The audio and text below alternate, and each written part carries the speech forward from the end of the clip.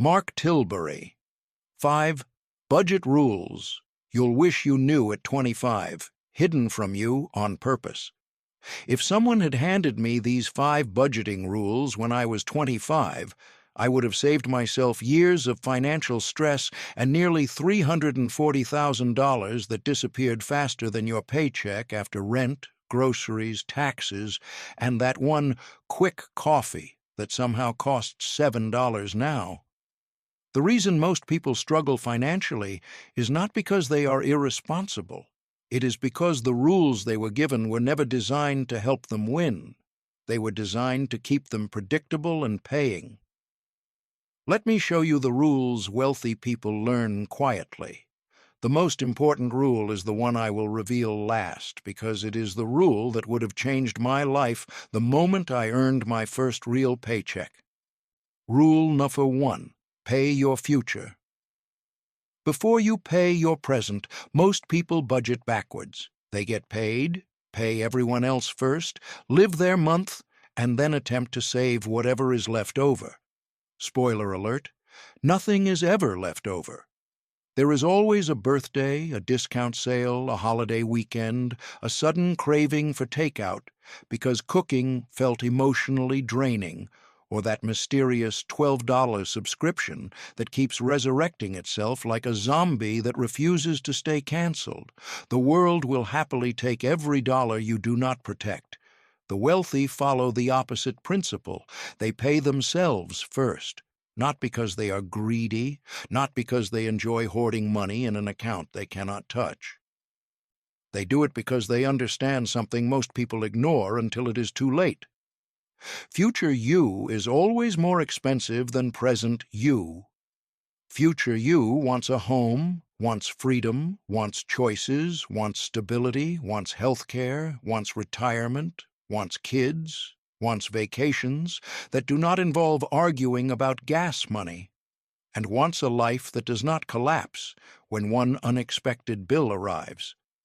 Present you, on the other hand, wants nachos, bottomless brunch, a phone case with LED lights, and new shoes because the other pair does not match the energy of who I am becoming. Only one of those versions builds wealth. Only one of those versions protects you. Only one of those versions actually loves you. When I earned my first real income, I treated my paycheck like a celebration. It felt like life was finally apologizing for all the hard work, so I responded the only way I knew, spending emotionally, not intentionally. I was paying for today at the cost of 20 future tomorrows. The moment I flipped that mindset and began paying myself like a bill, a non-negotiable bill, everything changed. Saving became effortless because it was not an afterthought anymore. It was the first thought. It happened before the spending, before the night out, before buying something impressive to someone who probably would not remember it 2 days later. The most financially secure people are not the ones who earn the most. They are the ones who build the habit of sending money forward in time. They treat their future as their most important expense, because it is. When you pay your future first, you are not sacrificing your life. You are securing it. Your future is your most important expense, and if you do not pay it, nobody else ever will. Rule number 2. Track your money like a business, not like a guessing game. If you never track where your money goes, you will always feel like it is disappearing. Because it is disappearing. Money without a plan behaves like a toddler in a shopping mall. It wanders away, touches everything, and somehow ends up costing you more than you expected. Most people have a budget that lives only in their head. They roughly know what comes in, they sort of know what goes out, and they pray there will be something left by the end of the month. That is not budgeting. That is financial improv, and unless you are a millionaire comedian, improv usually does not pay well. I learned this the hard way when I ran my first business. I assumed I knew my expenses. I assumed I was doing well. I assumed profit was guaranteed as long as I worked hard enough. Those assumptions cost me thousands. Emotionally speaking, it cost me hair. All of it. The first time I created a real tracking system, not a mental list, not a sticky note, not a rough idea, a real breakdown of every cost, every subscription, every silent leak, I nearly fell off my chair. Small expenses are like termites. They never arrive loudly, but if ignored long enough, they eat your entire house. You must track your money with the seriousness of a business owner reviewing a balance sheet, because whether you accept it or not, your life is a business, and you are the chief financial officer. Tracking creates awareness. Awareness creates control. Control creates freedom. The people who say, "I do not need a budget, I know what I am doing," are usually the ones who open their banking app like it is a horror movie. They peek through their fingers, unprepared for the jump scare that awaits. Do not treat your finances like a surprise. Treat them like a strategy. But here is the hard truth very few want to admit. You do not just lose money when you fail to track it. You lose clarity. Clarity is one of the most profitable assets you can ever own. When you track, you see patterns. When you see patterns, you change behavior. When you change behavior, you change your bank account. The wealthy do not guess. They measure, monitor, adjust, repeat. Most people treat their bank statement like a crime scene. They arrive after the disaster, shocked, confused, asking themselves, "Who did this?" Spoiler: it was you. 3 dinners, 2 late-night snack runs, 1 impulse Amazon checkout, and that subscription you signed up for in 2019 and swore you would cancel once the free trial ended. 6 years later, it is still hitting your account with the loyalty of a childhood friend. Tracking money feels boring until you realize what boredom prevents: panic.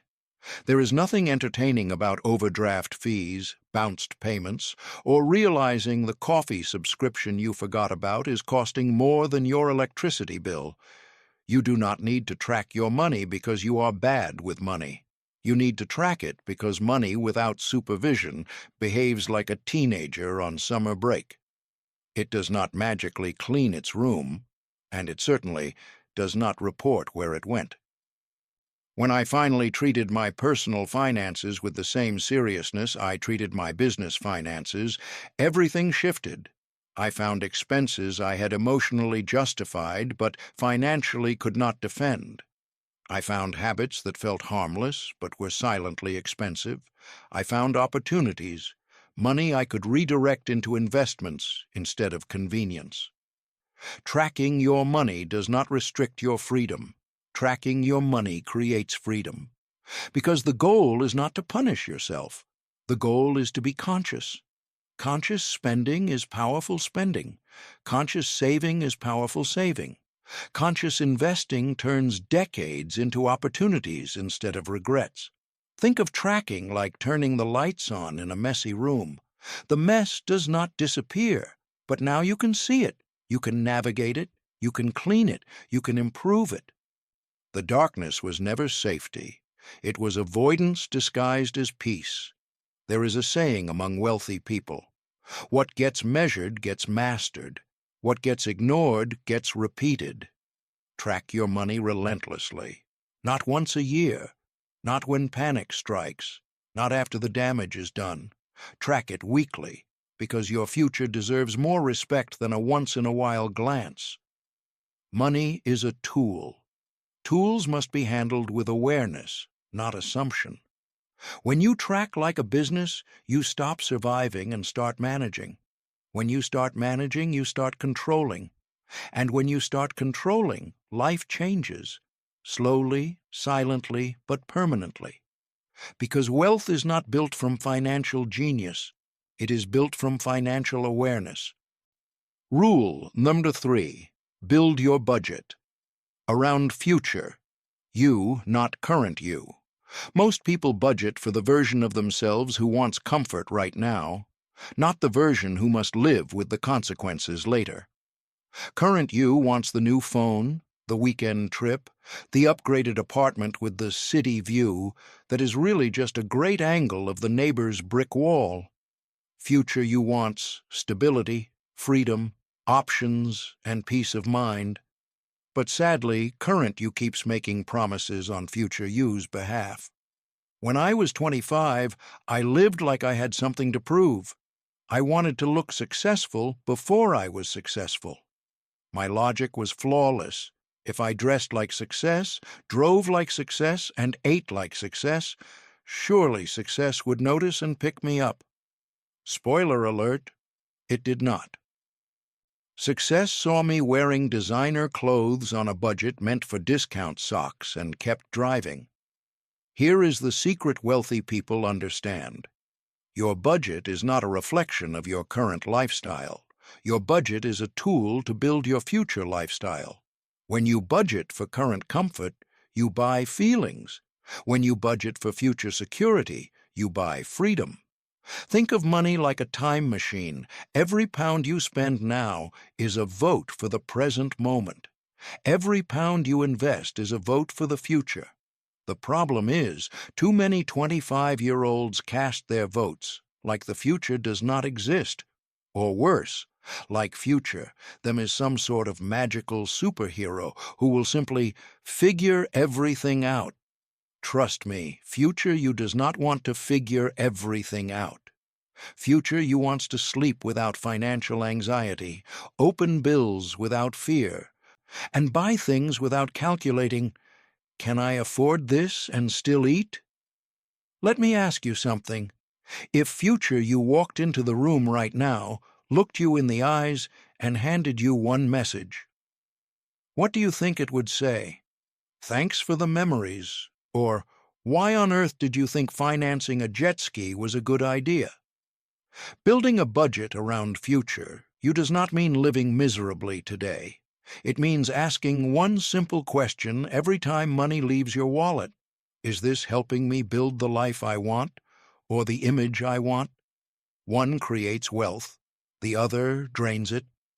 Rule number 4, treat every pound like an employee, not a tourist.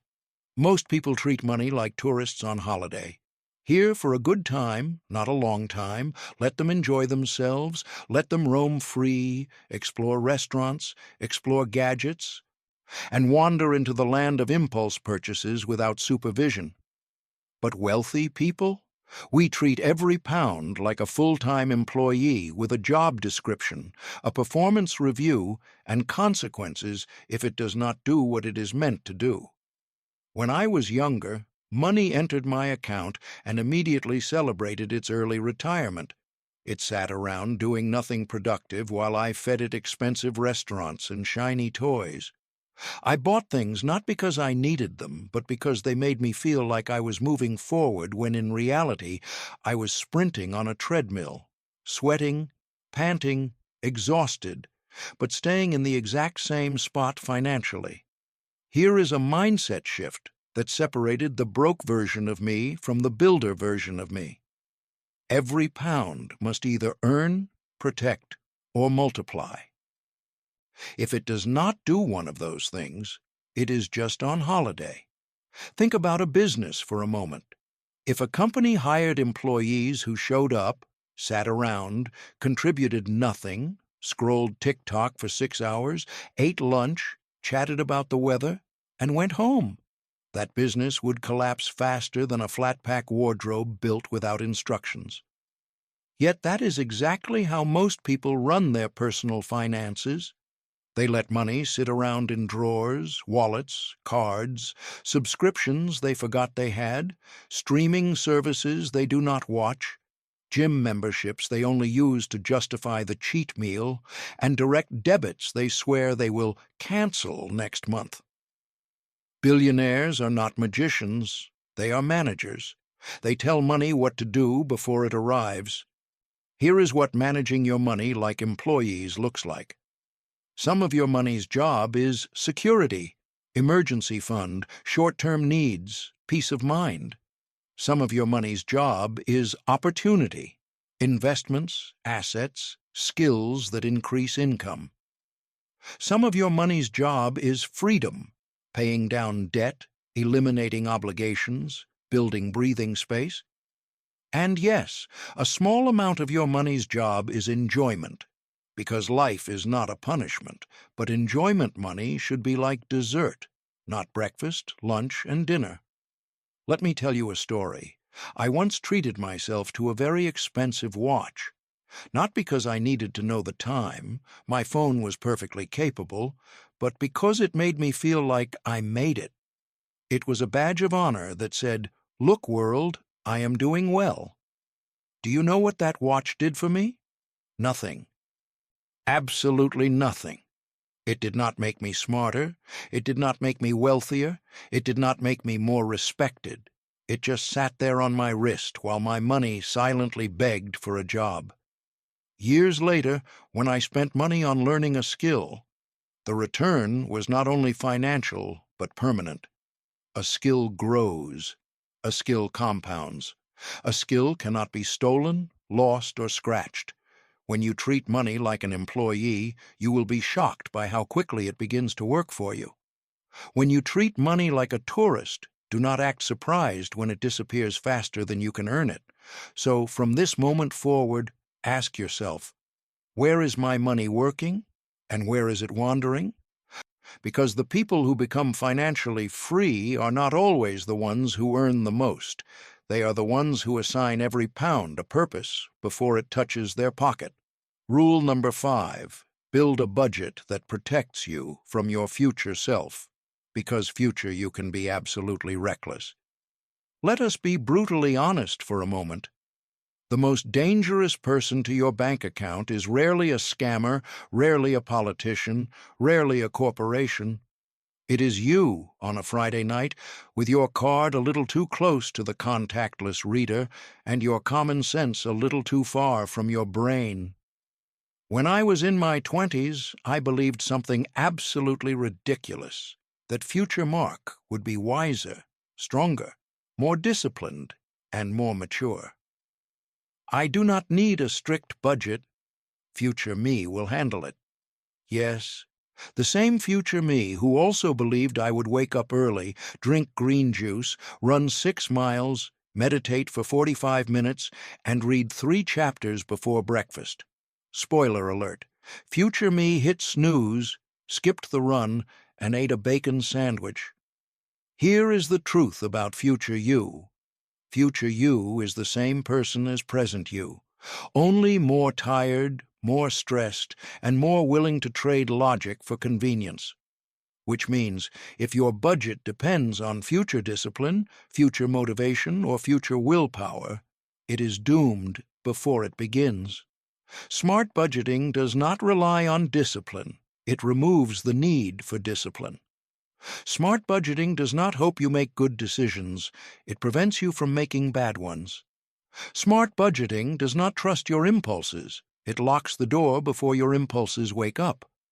When I finally understood this, I stopped building budgets that assumed I would behave perfectly and started building budgets that assumed I would behave poorly. And that decision saved me tens of thousands. Let us talk about why most budgets fail. Most people create spreadsheets based on who they want to become, not who they currently are. They write things like, no takeaway this month, no spontaneous spending, no unnecessary purchases. But then life happens, a bad day, a stressful week. Someone invites you out, there is a sale, the algorithm shows you something shiny. Suddenly, that no unnecessary purchases rule is as flexible as spaghetti in boiling water. Budgets fail because people try to budget their ideal self, not their real self. A proper budget is not about perfection, it is about protection. So how do you build a budget that protects you from your future self? You treat budgeting like building a castle, and every category is a wall protecting something you value. Here are the walls wealthy people build, and the order matters. Wall 1, protection before pleasure. This wall protects your future. emergency fund, insurance, short-term safety, because stress destroys decision-making. A budget that does not protect you first is not a budget, it is a gamble. Wall 2. Growth before gratification investment categories. Skill building. Assets that increase income. This wall protects your future earning power. You pay yourself first, because future you is still you. Wall 3.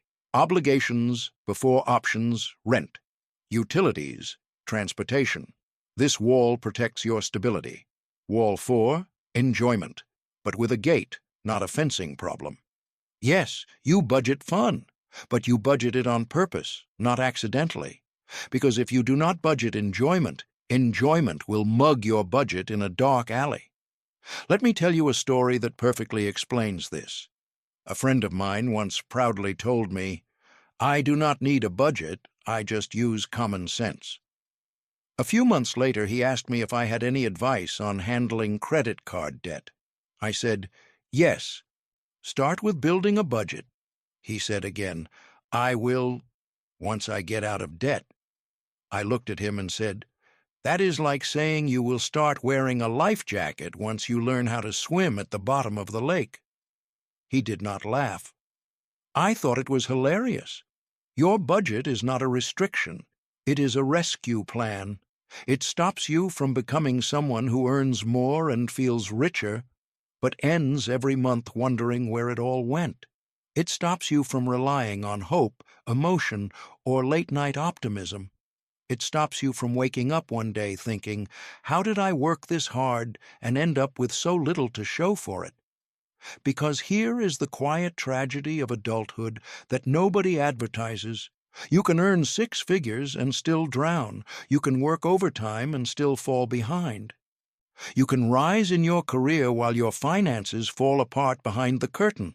Money does not reward effort, it rewards structure. So, if you remember nothing else from this rule, remember this. A budget built on self-trust will fail. A budget built on self-protection will save you. There is a point in every adult's life where money stops being this exciting thing you want more of and suddenly becomes something you are trying to stop from disappearing. It happens right around the late 20s to mid-30s. It is that moment when birthdays stop being about candles and start being about, "How am I already this age and still figuring out money?" Before I began building wealth, I made enough mistakes to fill a library. Not dramatic, Hollywood-style explosions, just quiet, boring, recurring mistakes that look harmless in the moment and feel normal because everyone around you makes the same ones. So in this final part, I want to do something different. Instead of giving you more rules, I want to give you a reboot system where you identify your mistake and immediately replace it with the correction that creates financial momentum. Because wealth is not built from knowing more. Wealth is built from doing the opposite of what keeps you stuck. Mistake 1. You treat money emotionally. Correction. Treat money like data, not drama. Let me be brutally honest. Most people handle money the same way they handle heartbreak. They react. Money lands in the account, emotions spike, and suddenly your brain becomes a motivational speaker. I work hard. I deserve this. So the Amazon cart becomes the new therapist and the dopamine hits harder than caffeine on Monday morning. The problem is not that people spend. The problem is that people do not understand why they spend. They treat buying like coping, lifestyle like identity, spending like self-respect. When I was younger, if life stressed me out, I bought something new. Tools, gadgets, equipment, holidays, things that made me feel productive or successful for about 14 minutes, until the bank statement reminded me I was only successful at reducing my account balance. The fix is surprisingly simple. Stop treating money like a reward for how you feel. Treat it like a measurement of decisions you make. When money becomes data, you stop asking, "Do I feel like buying this?" and start asking, Does this improve my position? Data creates clarity. Emotion creates chaos. One builds wealth. The other builds stories you later regret. Mistake 2. You plan your income. Correction. Plan your exit from dependence. Everyone plans their income. Very few plan their independence. When I was around 23, I set income goals. I wanted to earn this much monthly, then this much, then more. Guess what happened? Each goal, once reached, solved nothing, because income goals do not solve dependency. They only make your cage larger and more decorated. Everyone gets stuck in the same cycle. Earn more, upgrade lifestyle, increase expenses, reduce savings, repeat. The wealthy do something completely different. They treat every dollar like a ticket. They ask a completely different question. How can this dollar help me escape, depending on the next dollar? You want a life where you wake up and your money works harder than you do. If your plan only covers earning more, but never exiting dependency on earning more, then you are not building wealth. You are just sprinting faster on a treadmill that does not turn off. Mistake 3. You wait to learn until you need it. Correction. Learn before life forces you. Most people treat learning like fire extinguishers, only touched during emergencies. The number of people who learn about credit only after destroying theirs is shocking. The number of people who learn about investing only after losing 10 years. The number of people who learn about taxes only after they owe them. The number of people who learn the importance of an emergency fund only after an emergency introduces itself without knocking. When I lost over $100,000 early in my journey, it was not because I made one big stupid mistake. It was because I treated learning like something you do when things go wrong. Wealthy people learn before circumstances demand it. They read contracts before signing them. They understand interest before paying it. They study investing before chasing hype. The world punishes late learners. The world rewards proactive learners. Learning early is the cheapest thing you will ever do. Learning late is the most expensive. Mistake 4. You build lifestyle. First, stability later. Correction. Build stability first. Identity later. Let me tell you something people avoid saying because it removes their excuses. Lifestyle is rented. Stability is owned. You do not own that respect people give you because of your car. The moment you sell it, respect disappears with the engine roar. You do not own the admiration from buying rounds of drinks at bars. It ends with the receipt. You do not own confidence built from designer clothes. Rain, stains, or trends take that away faster than you think. However, you do own peace of mind when an emergency fund exists. You do own the freedom of not needing permission from a boss to handle life. You do own the security that comes from compounding investments growing silently. Once you build stability, lifestyle becomes a choice. If you build lifestyle first, stability becomes impossible. Mistake 5. You think discipline is restriction. Correction. Discipline is protection. People hear the word discipline and they imagine punishment. They imagine sacrifice. They imagine saying no to everything enjoyable. They imagine living like a monk in a cave, budgeting candle flames. That is not discipline. That is misery. Discipline is simply this: a promise you make to your future self and consistently honor. If you spend without thinking, your future self pays. If you borrow for lifestyle, your future self works longer. If you ignore investing, your future self surrenders freedom. Discipline is not about pain. Discipline is about protection. Protecting your time, protecting your income, protecting your options. There is no bigger regret than spending years repairing damage caused by an undisciplined version of yourself. Mistake 6. You believe growth is motivation. Correction. Growth is measurement. Every January, gyms fill with motivated people. Every February, gyms empty back to normal. Motivation is a spark. Measurement is the engine. If you want your money to grow, you cannot just feel like improving. You must measure. Measure your spending, measure your saving rate, measure your net worth. Measure what percentage of income is invested. Measure how many dollars buy assets and how many buy distractions. When I first measured my spending, I realized something horrifying and hilarious at the same time. I was financially bleeding to death, not because of one massive expense, but because of tiny, repetitive ones that delivered as much value as an umbrella in a hurricane. Wealth does not come from extraordinary income. Wealth accumulates from ordinary income measured extraordinarily well. Mistake 7. You build life like a house. Correction. Build life like a business.